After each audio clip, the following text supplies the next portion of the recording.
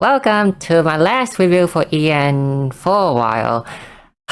I still gonna make EN content, but in the past JP stuff, I just put it in the community tab.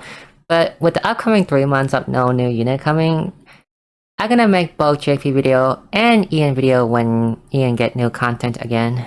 However, in exchange for making both video content for both EN and JP, the video quality for EN might be not as good as in the past, so I apologize about that.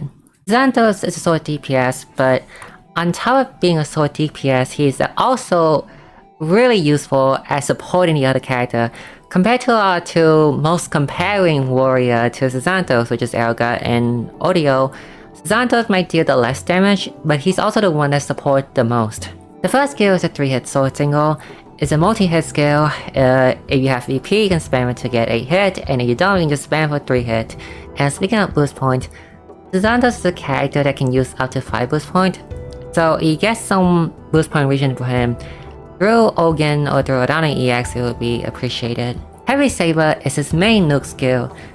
Use this when you have 5 boost point and when the enemy's in break, and at max boost is 2 times 415 guaranteed critical, and the skill grants 1 boost point back, and the passive of Sazantos grants 3 boost point back, so he gets 4 boost point back when using the skill. And also, you get an extra boost point sourced from somewhere else. He can he can use the skill twice during break at max boost. So using Sazantos as your main DPS or as your DPS, you do really need to have boost point region on him. He also has an AoE which is 3 to 6 hit.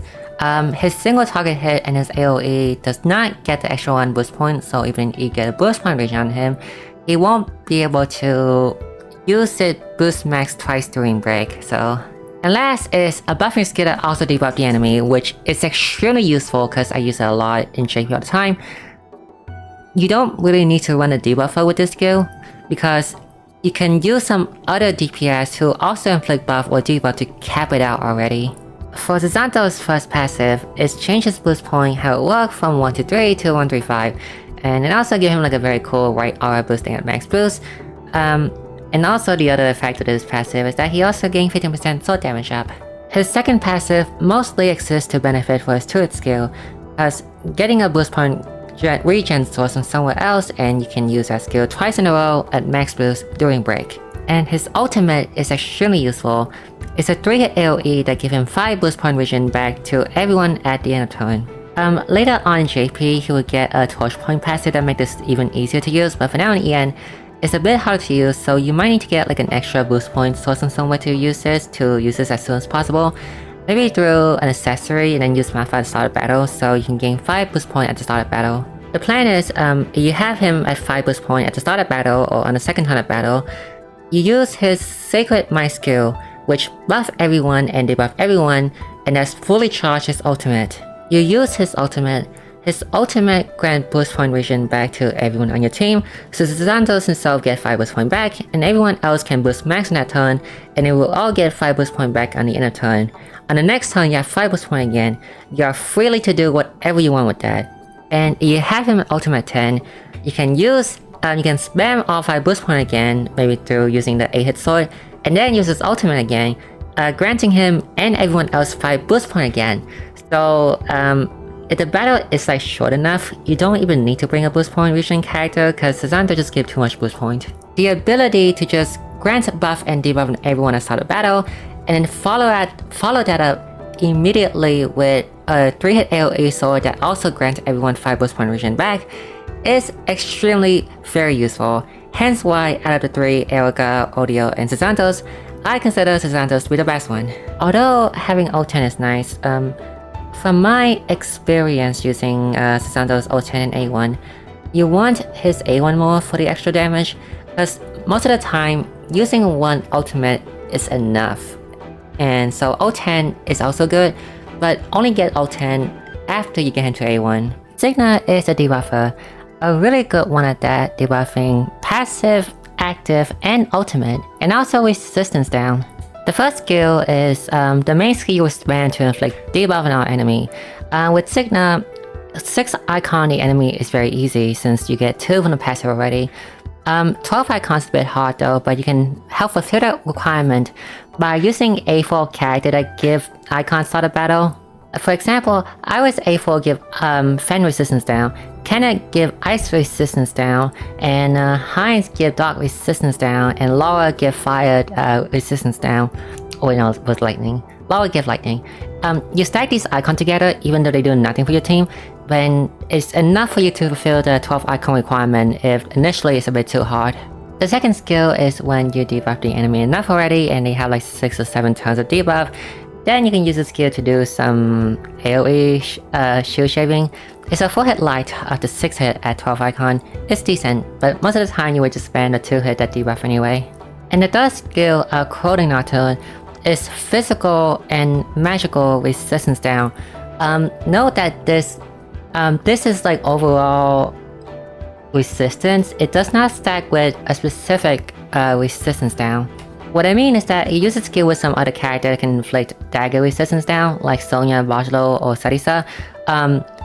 It will still cap at 30% resistance down. Even if you have 30% physical resistance down and 30% dagger resistance down, it's still the same thing, so it's still just 30% resistance down. And also, Signa has this other skill which can inflict a debuff of fire, sword, and light. So if the enemy is weak to fire, sword, and light, it's better to use that skill than use this skill, because the skill has a countdown, a 4-turn countdown. The debuff lasts for a while, but you would rather have the immediate effect of the debuff if the enemy is weak to fire, sword, and light than this skill. First and second passive both give 2 icons. First one is that in the front row, enemy 5% defense down and magical defense down. Second passive is if Signa is in the back row, it's physical and magic attack down. The 5% is very little, but the purpose of the 2 passive is for the icon to count for the Signa skill bonus activation to work. And the ultimate is the reason why Signa is the best debuffer we're gonna get for a long time, because apparently no one else in this game, like they don't release character with this type of skill. 3 turns AoE, 20% defense down, magical defense down, attack, and magical attack down. They don't release many character with that. So there's a few reasons why the skill is extremely good. The first is that it's a 20% debuff on the ultimate category, which is a very rare category to debuff. So it can amplify the damage even more. That's one. The second is because of another 4-star in this game, which is Lucetta. Lucetta is the best 4-star in the game for a reason. A passive extend buff that you receive, and this includes pet buff. So you put Nyagas you use Nyagas buff on whoever in front of Lucetta, that character will get 2 turns of 20% attack buff rather than just 1 turn. And Lucetta ultimate inflict 10% defense down, so this won't work for magic team. However, if the team is a physical team, you bring Signa, you bring Lucetta. Lucetta sitting there in the back, amplifying buff received by other character, even pet buff even. And when it's ready, use Signa ult and use Lucetta ult to cap out the 30% defense down onto the enemy for 5 turns. And 5 turns of ultimate 30% down is a lot of damage that will be done to the enemy. Not to mention that if Signa is U10, you can use it again, so you can keep it for like 8 turns. Like 8 turns, so like almost the entire battle.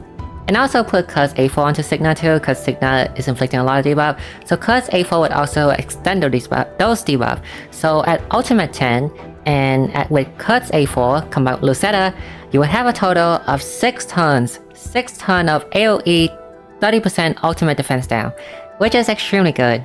Signa is a damage amplifier character. Try to get her ult 10 like immediately. You're pulling for Signa, right? Try to also get 1 dude to get Signa to ult 10 too. And also, both these characters still see usage in JP today. Zandos is used for his 8-hit followed by the ultimate, and also very usefully synergized with Kaina, cause Kaina also hit light and she also used up to 5 boost point like Sazantos does.